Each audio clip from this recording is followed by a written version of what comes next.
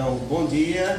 Bom dia. Gente, nós nessa manhã vamos escutar um pouquinho o que os nossos filósofos, escritores têm a nos dizer, né, sobre a filosofia, sobre a razão, aquela razão que nos orienta, que nos governa, né, sobre alguns conceitos que definem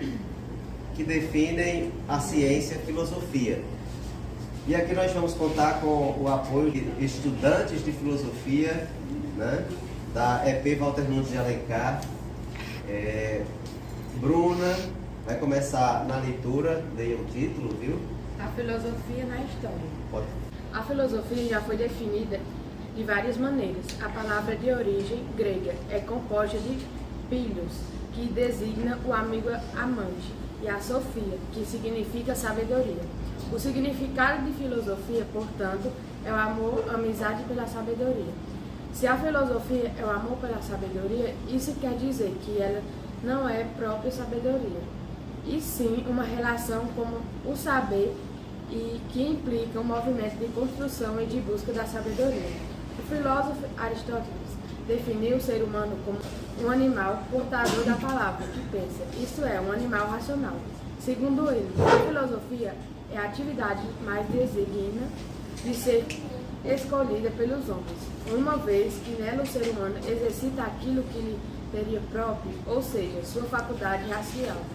Seria também uma atividade capaz de proporcionar a felicidade, pois, vivendo filosoficamente, o ser humano estaria vivendo de acordo com sua própria natureza.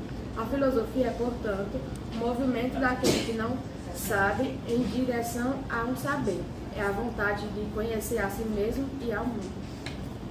Pronto, então, qual é a natureza humana para Aristóteles? A razão, né? Portanto, é essa razão que nos faz pessoas, gente, ser humano. Mas só a razão é um ser que sobrevive por ela mesma, sem nenhuma outra atividade do desejo, da vontade, do querer humano. Como seria agir racionalmente, né? É isso que a gente vai ver, tá bom? Então, Bartô vai ler a frase de Marco Aurélio sobre o que governa nossa razão, que nos orienta. O que governa sua razão orientadora? Com tua razão orientadora, governa a si mesmo, pois nisso está a chave de tudo. O que mais restar, esteja no poder de tua escolha ou não. Não passa de um cadáver e fumaça. Marco Aurélio, Meditações. Pronto. Então, se nós não formos orientados por um princípio racional, né, um princípio de valores, somos apenas um cadáver, né, perambulante, uma folha seca que o vento leva para lá e para cá, né? Como diz, um caniço pensante, ou um cano, um pedaço de capim, como a gente vê, a folha do capim leve que o vento leva e traz, né? Mas se você é um ser racional, por mais frágil que nós sejamos como pessoas, que às vezes nós somos frágeis, né? Até um mosquito, né, pode picar e nos matar. Então, mas porém, essa fragilidade humana, existe nela a potência da inteligência e da razão, não é isso? Continue aí. O satirista romano Juvenal é famoso por esta pergunta: Quis custodiet impostis custodis? É um termo latino, né? Quem vigia os vigilantes? De certa forma, é o que Marco Aurélio está perguntando a si mesmo. E o que você poderia perguntar a você mesmo durante todo o dia? O que influencia a razão orientadora que guia sua vida? Isso exigiria uma investigação que abrangeria a biologia evolucionária, a psicologia, neurologia e até o subconsciente. Porque essas forças mais profundas moldam até as mentes mais disciplinadas e racionais. Compreenda não só sua razão orientadora, o vigilante, mas também quem quer e o que quer que governe isso também. Quem vigia o vigilante, né? Se a razão nos orienta, quem orienta a razão? É preciso, portanto, nos perguntar sempre: quais os princípios que estão governando minhas ações? Né? Eu só conheço quem é você a partir do momento que eu escuto você falar, ou que eu vejo você agir. Se você não fala, não age, como é que eu posso te conhecer? Então a razão é algo muito da nossa intimidade, da nossa espiritualidade, é algo muito interno, quase que misterioso ao nosso mundo interior. E aí a gente precisa se perguntar, né? O que está conduzindo minhas ações enquanto um ser de natureza racional? É o que Aristóteles iria perguntar. Leia a última frase do texto que você leu, por favor. A filosofia é, portanto, o movimento daquele que não sabe em direção ao saber. É a vontade de conhecer a si mesmo e ao mundo. A filosofia é o movimento, né, daquele que não sabe em direção ao saber. A filosofia, portanto, é a mola propulsora que nos faz ir além, ir mais longe, né? É o motor que faz o carro ganhar movimento, não é? Como diz um outro termo, antes do motor tem o dínamo, né? Que é aquela força primeira que faz o motor girar, funcionar e o carro pegar força, velocidade, não é isso? Agora aqui eu quero que vocês fiquem atentos para uma coisa muito importante que o autor vai trazer, não é? Aqui. Ele vai falar o seguinte: você pode ser a pessoa mais paciente do mundo. Olha, não tire a paciência de uma pessoa paciente, pelo amor de Deus. Vocês já ouviram uma pessoa paciente calada quando ela está com raiva? Ela vira bicho, né? Se a ciência mostra que tomamos decisões ruins, como o estômago vazio, de que vale toda essa paciência? Por isso, né? Ou seja, é preciso conhecer a razão, mas também aquilo que está abaixo da razão. É preciso conhecer o inconsciente. Como conhecer o inconsciente? O inconsciente é, portanto, uma força para a ciência moderna, para o Freud, por exemplo, a psicanálise, a neurociência. O inconsciente é a força que nos move, que nos movimenta. A tua razão pode te orientar para um caminho e o teu inconsciente te puxa para outro, entendeu? A tua razão, que é a tua inteligência mais consciente no momento, tá? Ela é quem te faz mover, é quem te faz, digamos assim, estar ciente do que está fazendo. Porém, é o inconsciente que vai dizer o que realmente vai fazer, é o inconsciente. São aquelas piadas sem graça que ferem as pessoas, é aquela risada irônica que, às vezes, debochante, que debocha das pessoas. Então, são aquela maneira de agir que está no teu inconsciente, que tu depois se pergunta: mas por que eu agi assim? Né? Por que eu fiz isso? Eu poderia ter feito diferente. Porém, você não é simplesmente um ser racional. Você também é um ser irracional.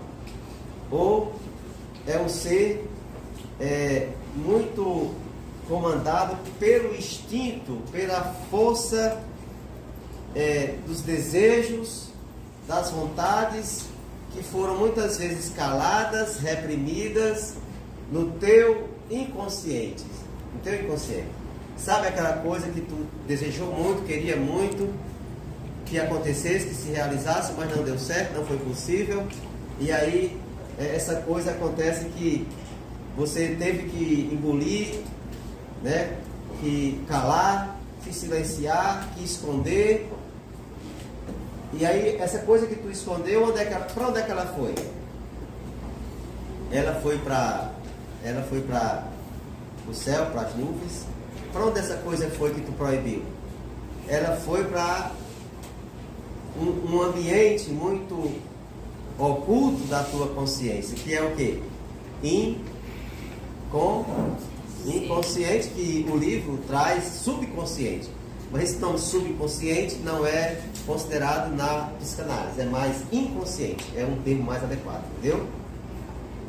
Então, nós somos racionais ou inconscientes? Somos conscientes ou inconscientes? A nossa consciência é maior do que a nossa inconsciência, do que o nosso inconsciente? Você age conscientemente ou inconscientemente? Em que momento você age inconscientemente? Diga lá. Tem algum exemplo aí? Momentos de raiva. Momentos de raiva. O que mais?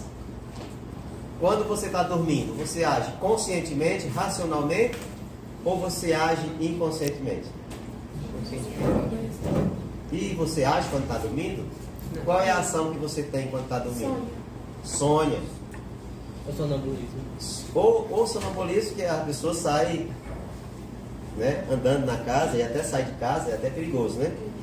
Então, uma pessoa que sonha, o que é que está acontecendo com ela? Quando ela está sonhando ou quando ela está dormindo? O que é que está acontecendo com ela?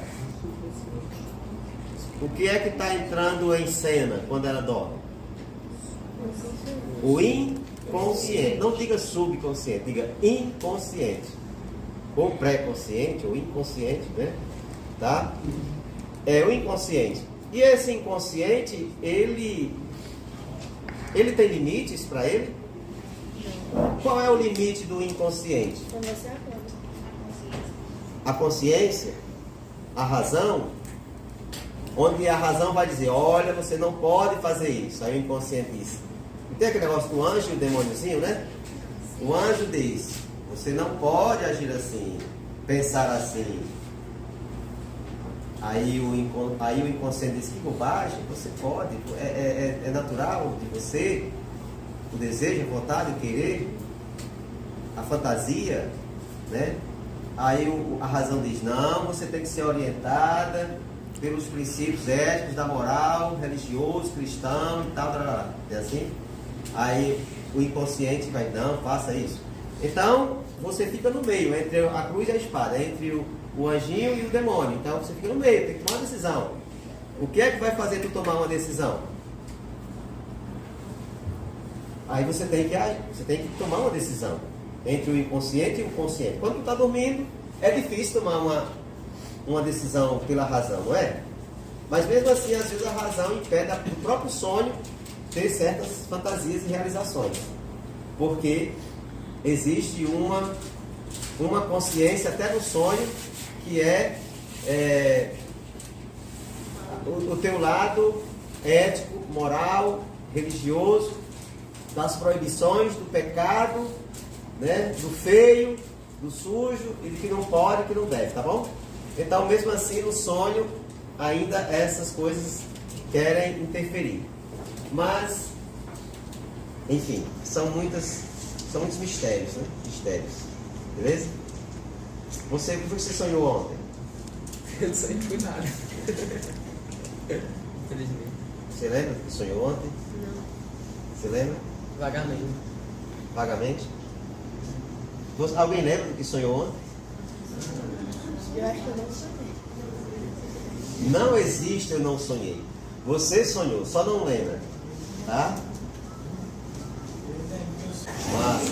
Vem dizer aqui, ó. Vem dizer, sério, ele lembrou, que bacana. Ó, vem dizer aqui pra Yuri, ele talvez teve um dia assim, muito voltado para o estudo, o desejo de cientista, aquela pesquisa. Yuri gosta de estudar? Não? Sim? Pronto. Ok, Yuri, como foi seu sonho? Eu sonhei que do nada eu entrava numa porta, aí o cientista com uma máquina grandona, né?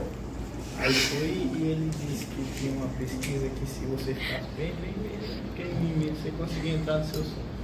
Conseguir entrar no sonho que você sonhou. sonho. Ou então de alguma pessoa. Olha aí. Aí foi, ele transformou num bichinho bem pequenininho e botou dentro. Teve paciência. Legal. Olha, então, para você ver a mensagem do sonho, o que é que você, qual a mensagem que você tira desse seu sonho?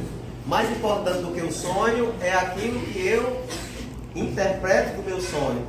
Mais importante do que a imagem do sonho é o que está por trás da imagem do sonho, que é o sentido que eu vou dar ao meu sonho, entendeu? Você acha que o sonho lhe ensinou alguma coisa? E algumas vezes eu sonho, né? Eu descobri, na verdade, tem uns lugares que eu sonho que às vezes dormindo eu consigo voltar a eles. Só que, tipo, às vezes eles têm umas coisas diferentes. Às vezes aparece uma mesa, às vezes aparece uma caneta, mas é sempre no mesmo lugar, sempre as mesmas janelas, as mesmas portas. E eu acredito que talvez esse sonho seja para você como uma chave que organiza os seus pensamentos no que você não conseguiu observar e deduzir o que era aquilo. Olha, eita!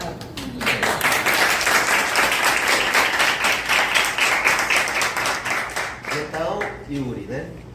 Yuri paredão, né? Então, o Yuri, falar nisso, né? A irmã do Yuri, né? Sofreu um feminicídio, né? Tragédia muito grande lá em Brasília.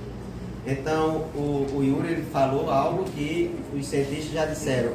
Os sonhos são a chave que nos organiza, que organiza a nossa mente quando dormimos. Já pensou a gente não dormir? Já pensou não dormir, não sonhar? Né? Portanto, continue sendo assim curioso dos sonhos, observando os seus sonhos, porque a gente só lembra dos sonhos quando leva a sério os sonhos. Quando começa realmente a memorizar os sonhos e até notar.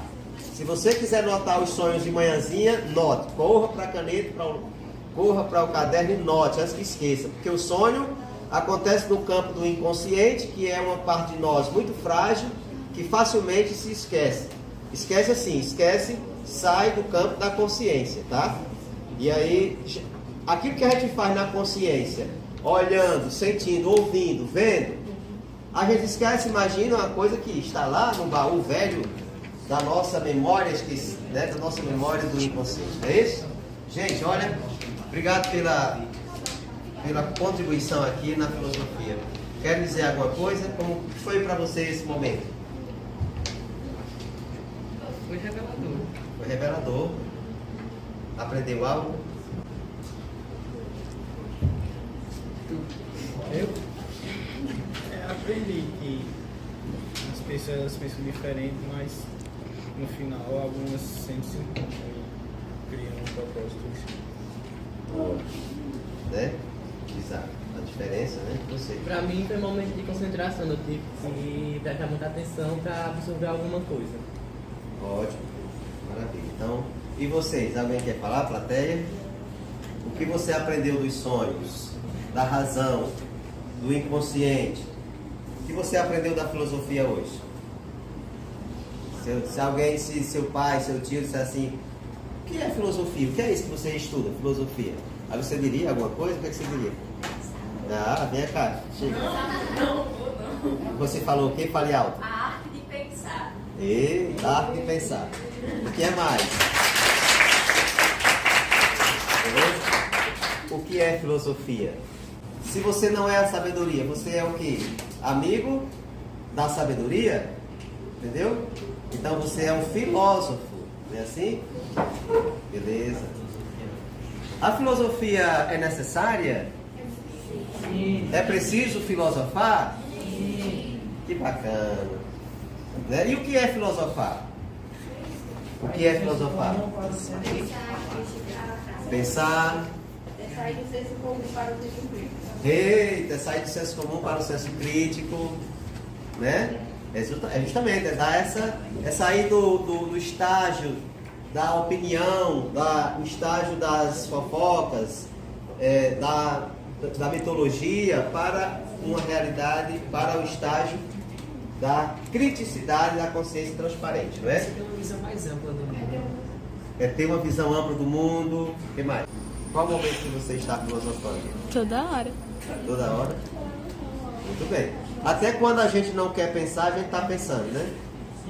O melhor momento para filosofar é de madrugada. Nossa senhora. É. Quem eu sou? Por que eu sou? Porque eu existo. Porque eu existo. E se eu existo? Quem sou eu? Saber, né? Se eu existo, quem sou eu, né? E aí a filosofia nasce da dúvida, né? Assim? Beleza. Gente, valeu, parabéns, obrigado.